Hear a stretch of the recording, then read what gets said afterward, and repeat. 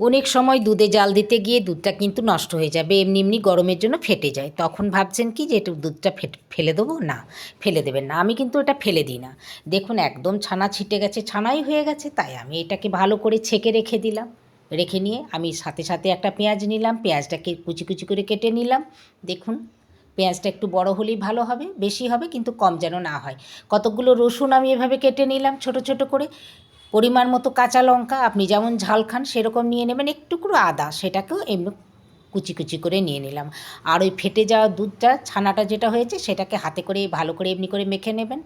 Gas জ্বালিয়ে কড়াই বসিয়ে তার মধ্যে আমি একটু রিফাইন্ড তেল প্রথমে দিলাম, বাটার দিলেও ভালো হয়। তারপরে তেল গরম হলে রসুন কুচি দিয়ে দিলাম। একটু ভাজা ভাজা হয়ে গেলে পরে কেটে রাখা পেঁয়াজগুলো দিয়ে দিলাম। দেখুন কী সুন্দর। পেঁয়াজ আর রসুনটা একটু ভালো করে নেড়ে নিয়ে তারপরে আদা কুচিটা দিয়ে দিলাম। আদা কুচি, পেঁয়াজ কুচি, রসুন কুচি বেশ ভালো করে একটু ভাজা ভাজা হয়ে গেলে এই ছানাটা আমি দিয়ে দিলাম। ব্যাস, কাঁচা লঙ্কা দিয়ে দিলাম, যে যার মতো করে ঝাল খান দিয়ে দেবেন। আর একটু বাটার দিলে খুব ভালো লাগবে। পরিমাণ মতো লবণ একটুখানি দিয়ে দিলাম। এরপরে দেখবেন জল সরবে কিছুটা। যতক্ষণ না শুকনো হয় ততক্ষণ এভাবে নেড়ে নিন। দেখুন শুকনো হয়ে গেছে, বেশ ঝুরঝুরে হয়ে গেছে। তবে একটু ধৈর্য নিয়ে নাড়তে হবে।